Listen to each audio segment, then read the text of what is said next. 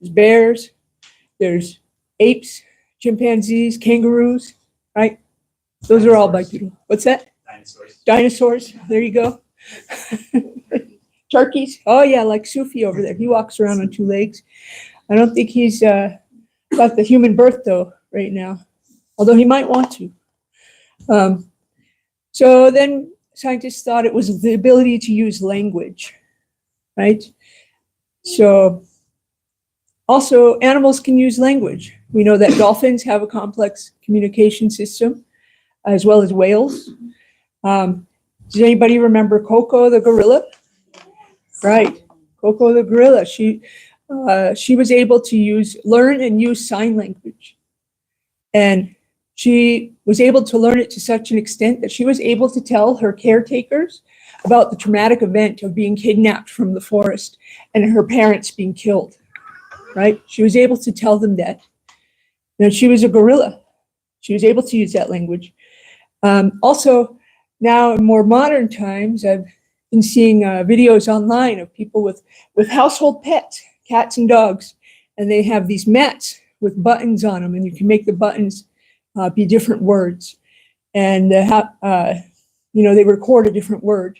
And the dog or the cat can go over and press the buttons to communicate with their owner, right? And they can press the button for their name, Fluffy, and Fluffy outside, right? Fluffy wants to go outside.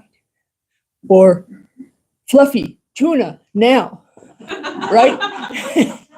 Fluffy wants tuna right now. So all these are examples of animals using language. So that's not what makes us unique. Then we have culture, art, and music. For a while, scientists thought it was our ability to have culture, art, and music. But again, this is not unique to us. Certainly we've heard, I'm sure most of you have heard like whale songs, which is a way of them communicating, but it's also musical, right? But also there's the male pufferfish.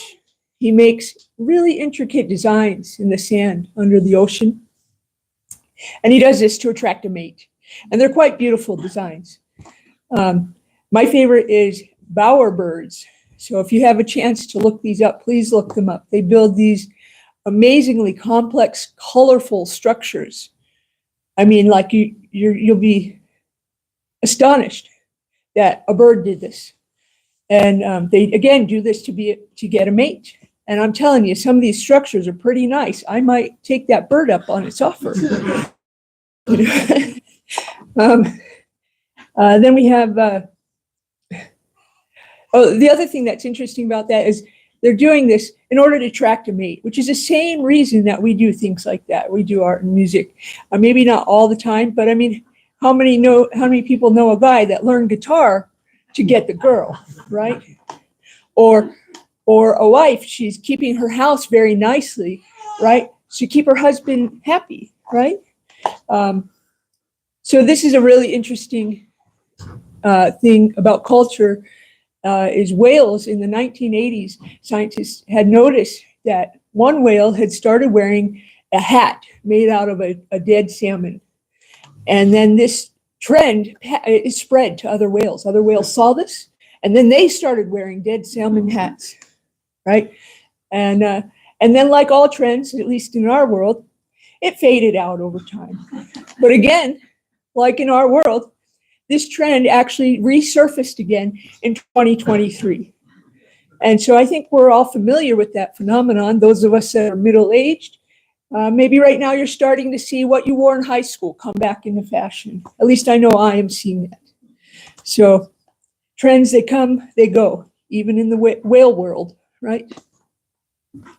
So that's not what makes us different. What about tools, using tools? That was another thing that scientists thought made us different from the animals. But again, primates, they use sticks and stones to hunt and defend themselves.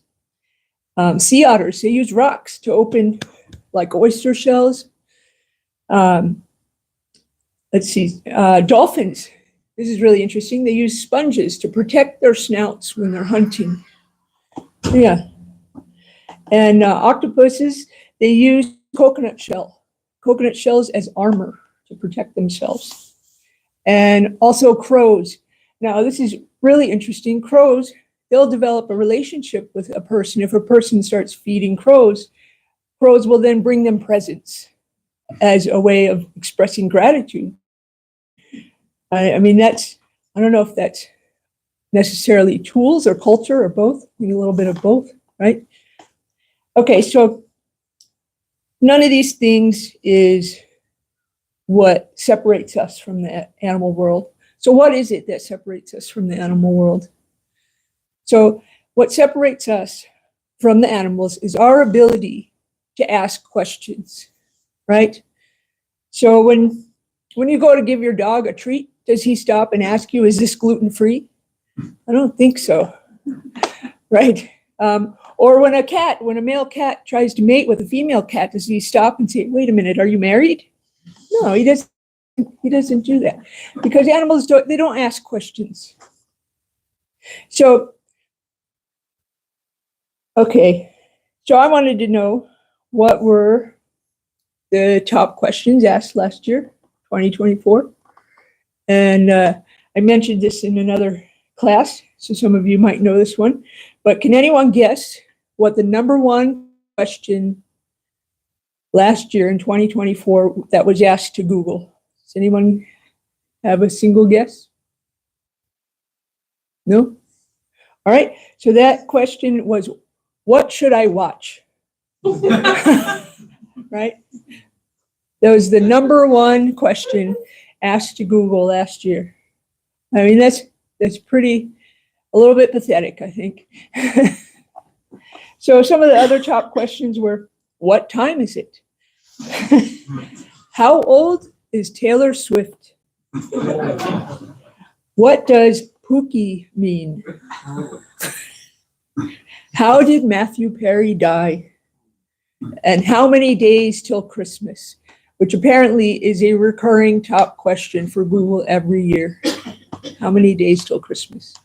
So none of these questions are very profound. None of them are spiritual in any way, except maybe you could argue how many days till Christmas, but I don't think that people are thinking that, oh, they're just on fire for a spiritual time, right? They're not just on fire to worship Christ. I think they're on fire to know when they're getting off of work, when they're getting off of school, and how many presents they're going to get, right? So, okay, so are these the kinds of questions we should be asking with this rare human birth?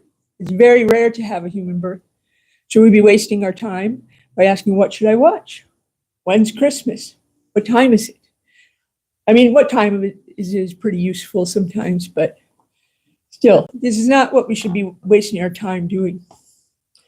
So the Srimad Bhagavatam says, and the Srimad Bhagavatam is one of our ancient texts full of wisdom, and there's so much to learn from that text.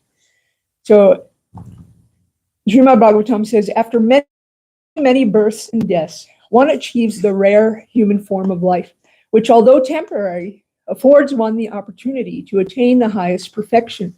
Thus, a sober human being should quickly endeavor for the ultimate perfection of life, as long as his body, which is always subject to death, has not fallen down and died. After all, sense gratification is available even in the abominable species of life, whereas Krishna consciousness is possible only for a human being. So we should be trying to attain the highest perfection, right? So I don't think asking how old Taylor Swift is going to help us get there. So the kinds of questions that we should be asking are, who am I? Why am I here? What is the purpose of me being here? What should I do? Where am I going? These are the types of questions we should ask. And we should inquire, like a wonderful, very learned spiritual lady that is in the Srimad Bhagavatam. You can hear about her if you get the Srimad Bhagavatam and you read it. And her name is Devahuti. So Devahuti, she was a princess. She was a very beautiful princess. And she married a great sage, Kardama Muni, right? And, she was a beautiful, beautiful princess, but she married a great sage. And as great sages do, mostly he kind of spent time sitting under a tree, meditating, not really caring much for, his physical needs or the needs of his wife. And she was a good wife, though, and she served him anyway. And she served him very nicely. And after a while, she became very skinny, and she kind of lost her hair wasn't so shiny and beautiful anymore, and she just, kind of didn't look the same as she was when she was a beautiful princess, right? Because she's been spending all this time taking care of her husband in very austere conditions. And so one day she approached her husband because, like many women, she wanted children. And she told her husband, please, I would like to have children. And you promised me that you would give me children. And he said, okay. And he actually, because he was a great yogi, a great sage, he had these mystic powers. And he had the powers to create this big, beautiful, they call it an aerial mansion, kind of like a castle that can float in the sky. So I'm going to read the description of it because it's far nicer than anything I could try to paraphrase. So, seeking to please his beloved wife, the sage Kardama exercised his yogic power and instantly produced an aerial mansion that could travel at his will. It was a wonderful structure, bedecked with all sorts of jewels, adorned with pillars of precious stones, and capable of yielding whatever one desired. It was equipped with every form of furniture and wealth, which tended to increase in the course of time. The castle was fully equipped with all necessary paraphernalia, and it was pleasing in all seasons. It was decorated all around with flags, festoons, and artistic work of variegated colors. It was further embellished with wreaths of charming flowers that attracted sweetly humming bees, and with the tapestries of linen, silk, and various other fabrics. The palace looked charming, with beds, couches, fans, and seats, all separately arranged in 7 stories. Its beauty was enhanced by artistic engravings here and there on the walls. The floor was of emerald with coral daisies. The palace was very beautiful, with its coral thresholds at the entrances and its doors bedecked with diamonds. Gold pinnacles crowned its domes of sapphire. With the choicest rubies set in diamond walls, it appeared as though it possessed of eyes. It was furnished with wonderful canopies and greatly valuable gates of gold. Here and there in that place were multitudes of live swans and pigeons, as well as artificial swans and pigeons so lifelike that the real swans rose above them again and again, thinking them live birds like themselves. Thus the palace vibrated with sounds of these birds. The castle had pleasure grounds, resting chambers, bedrooms, inner and outer yards designed with an eye to comfort. All this caused astonishment to the sage himself. So there's actually a lot more to that description if you go ahead and read it in the Srimad Bhagavatam. But for the sake of time, I'm not going to read all of it. But imagine, there's nothing so opulent in this world as that now, right? Even the richest man on earth doesn't have that kind of opulence, right? And even if he did, which he doesn't, it certainly wouldn't fly around at his will, right? So this is a level of opulence that we've not seen, that we don't even have access to right now, right? And so, so her, Devahuti and Kardama, they flew around in this aerial mansion for many, many, many, many years, just enjoying. And there was also many servants there to take care of them. And they just flew all over the place, enjoying so many amazing things, enjoying the company of each other. And at the end of all this years and years and years and years of enjoyment, Devahuti got pregnant with 9 daughters, all at the same time. And now, those of you that have been pregnant before might think, oh my gosh, that doesn't sound very enjoyable. But her pregnancy only lasted 1 day, and then they were born. So it doesn't sound so bad to me. You know, when we get pregnant, I mean, you're 9 months, and it can be pretty miserable depending on you know, how your body takes it, right? So yeah, she had 9 daughters, and you'd think, well, wow, you know, she had all these years and years of enjoyment. She's got the children she wanted. I mean, she must be pretty stoked, right? She must be really happy. But actually, she wasn't. She wasn't. She actually started to lament. And I want to read to you what she said to her husband after all these, you know, many hundreds, if not thousands of years of enjoying with her husband, having the children. This is what she then said. Until now, we have simply wasted so much of our time in sense gratification, neglecting to cultivate knowledge of the Supreme Lord. Not knowing your transcendental situation, I have loved you while remaining attached to the object of the senses. Nevertheless, let the affinity I have developed for you rid me of all fear. Association for sense gratification is certainly the path of bondage. But the same type of association performed with a saintly person leads to the path of liberation, even if performed without knowledge. Anyone whose work is not meant to elevate him to religious life, anyone whose religious ritualistic performances do not raise him to renunciation, and anyone situated in renunciation that does not lead him to devotional service to the Supreme Personality of Godhead must be considered dead, although he is breathing. My Lord, surely I have been solidly cheated by the insurmountable illusory energy of the Supreme Personality of Godhead. For in spite of having obtained your association, which gives liberation from material bondage, I did not seek such liberation. So we can see here that Devahuti felt like that all that time had been wasted. All that time where they were enjoying such amazing pleasures that we can't even begin to think of, right? And she felt that time had been wasted. She felt cheated, right?